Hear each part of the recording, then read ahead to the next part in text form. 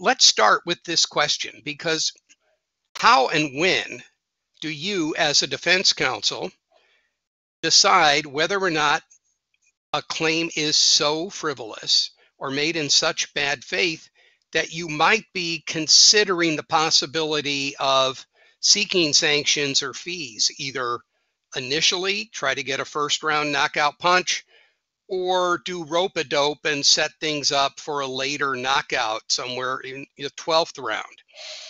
The legal standards we're not going to spend a lot of time on, because again, we'll look at them under different statutes in different contexts. I think most attorneys would agree that if you see patently false allegations that you or your client know the sun did not rise in the east on that day, or in one with my favorite cases, a 24-year-old plaintiff attempted to sue for federal age discrimination. If you are applying the wrong statute, that's a problem.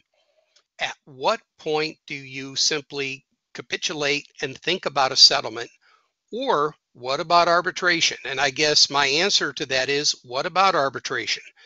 I'm going to offer my personal experience and my personal opinion. I have never asked for an award of fees or a sanction in the context of arbitration of an employment dispute under a AAA or some type of alternative dispute program. Why is this? Because certainly there have been grounds. I have told my client, and my clients have generally agreed, that they don't want their private arbitration program to be viewed as a place where employees are bullied and beaten up with a record of sanctions in different outcomes. I'm happy to be in arbitration. Often it's a hard-fought process to get there, but other attorneys may have a different approach. And I'm not aware, just from talking with colleagues who are a bit more aggressive than me, of getting any really material sanctions from an arbitrator when they have pushed that lever. So that's my personal opinion. But then there's the context. Most of us are dealing with cases that are in state and federal court. And we have to ask ourselves, when is a nuisance settlement reasonable? And I think that's a question that you have to, again, discuss with your client. What are the risks to the company's reputation? Will there be a domino effect? Are other employees going to smell the scent of easy money? Just put something out there and you can collect some money from the company. I think a lot of those decisions are ad hoc. But from a legal perspective, there's one potential downside to trying to settle a case for a nuisance value. If you are unsuccessful, when you try to recover attorney's fees as a prevailing party, you win summary judgment, or the case is dismissed for lack of jurisdiction, or any other positive outcome for the employer, the odds are that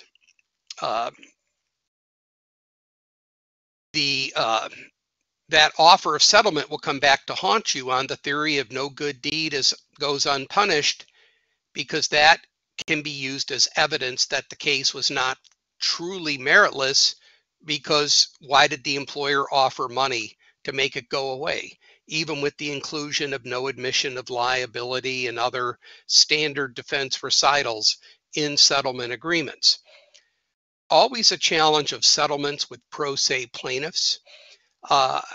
In my personal experience, I have found that judges, state and federal, are so happy to have a pro se plaintiff go away that often, if you can get some kind of a pretrial before a magistrate or before a judge, that they will go the extra mile to make sure it's a favorable settlement and you get the case off the docket.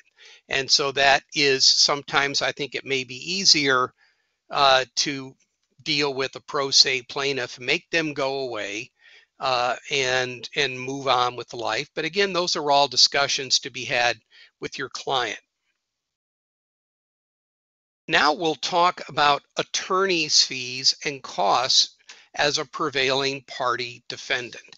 And under Federal Rule of Civil Procedure 54D, a prevailing employer has the right to recover attorney's fees and reasonable costs.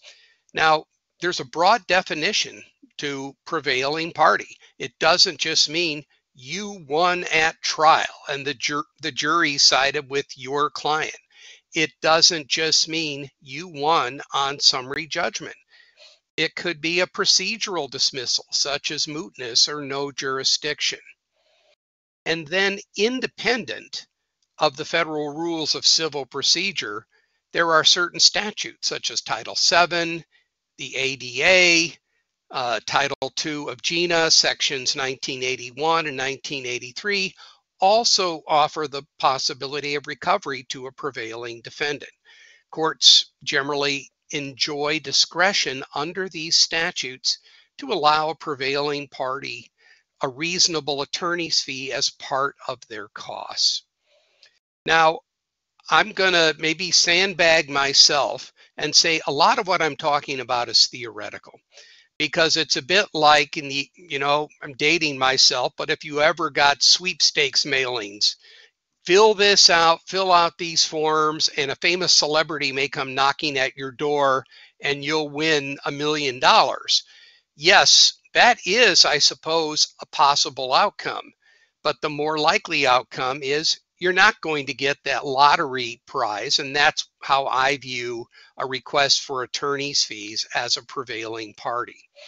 Now, there are some statutes, Fair Labor Standards Act and the Equal Pay Act, generally require a finding of bad faith, and the same standard tends to apply in federal age discrimination cases. Some employment statutes just don't allow the recovery of attorney's fees. Family Medical Leave Act, USERRA are good options, but let's go back to what Cynthia taught us about Rule 11. That is always an option in the context of meritless claims involving those particular federal statute. Now, when you're looking at the context for what do I have to prove to make a recovery for attorney's fees as a prevailing party under Rule 54, and frankly, the same standard, this standard also tends to be used by courts in the context of fee applications under some of the employment statutes I've mentioned. The court must find that the plaintiff's action was frivolous, unreasonable, or without foundation. And this is from a seminal Supreme Court case, Christiansburg Garment Company versus EEOC. It's almost 50 years old, but it is still cited regularly. It is the gold standard in this area of the law. Now, how Christiansburg is interpreted, it is a broad array of outcomes. And obviously, there are significant variances across the circuits and even within the circuits in the context of various district judges. What are some things to consider if you're going to ask for attorney's fees as a prevailing party? Courts will often decline an application for fees if it's an issue of first impression, or if the case actually made it to trial. You got through that summary judgment and the jury decided in your client's favor. And then I actually have a typo here. I have it twice, but it's important. If there's any point to be redundant on, it's this: offering to settle before the outcome can be used as evidence that the case had some level of merit. And it's also, you probably won't be surprised that the bar for recovering fees from a pro se plaintiff is even higher. Generally, there's a bad faith requirement. And if you do strike gold, and it may be fool's gold, given that most pro se plaintiffs don't have the means to pay, it's going to be against a serial filer, somebody who has filed, 10 plus cases, all have been rejected as meritless. courts don't mind sending some kind of a message to try to stop more serial litigation, usually within their district or circuit. Now, it's interesting. What if only some of the claims are frivolous?